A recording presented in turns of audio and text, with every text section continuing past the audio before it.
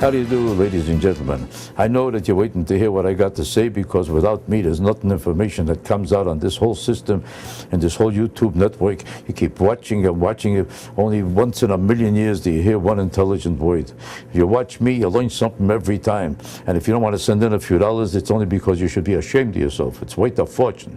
For instance, right now, I want to explain to you about this whole business with Fred Thompson. Now, you're probably saying to yourself, well, the experts are saying that he already hurt himself. He waited too long, and because he waited too long, he dissipated his popularity. People are getting sick and tired of waiting and waiting. The fact of the matter is, the only people waiting are the writers, who are nauseous from waiting, because they keep trying to make a fight, and he's missing in the fight, and they got nothing to write about when he doesn't show up, because they're writing about the same people. They're trying to write about a new one, and he didn't give them the chance to say, here's another thing to fight about, and to make an issue about, and to write about, because you don't have enough brains or intelligence to write anymore about what's happening now, and you need somebody to give you ammunition. And if I didn't show up, it's my fault. That means I'm losing the election. I'm not losing the election. You're just losing your brains.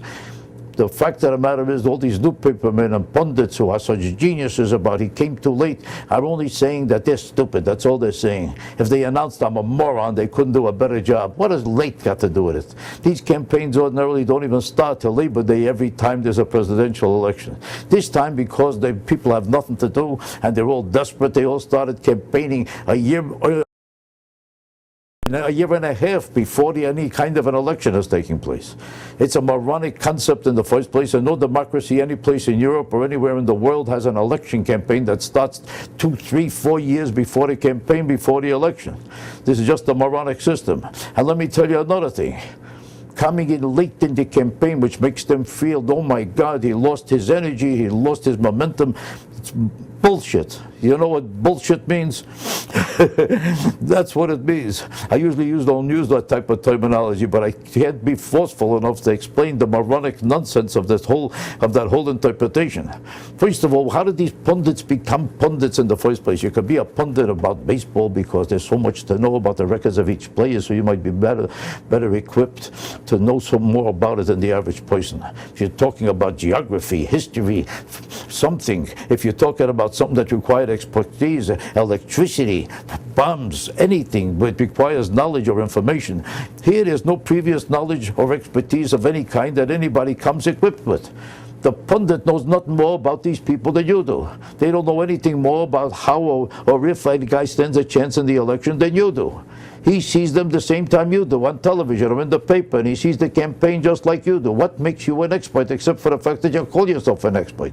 You can't get an honest job and go to work, and you can't write about something you know about, so you decide you're an expert on who's going to win the election. What makes you an expert any more than Joe Blow, my butcher, my sister-in-law? How do you know more than them? There's nothing to know.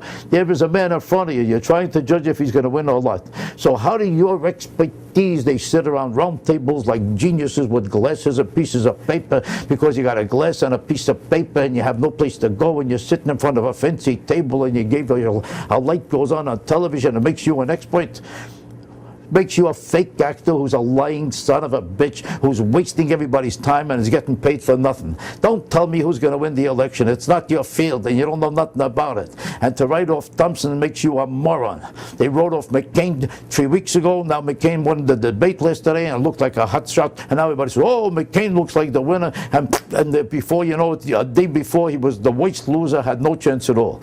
An hour later, he says three clear, clean words and dramatically said it and firmly, and everybody says, ooh, we didn't even know how brilliant he is. Look how clever he is. Look how tough time they're going to have beaten him. Now he's going to become a big front runner. He's not a big front runner. You're a sore loser, and you're a moron, and stop being an expert. Don't tell me who's going to win. I'll tell you who's going to win. You know who's going to win?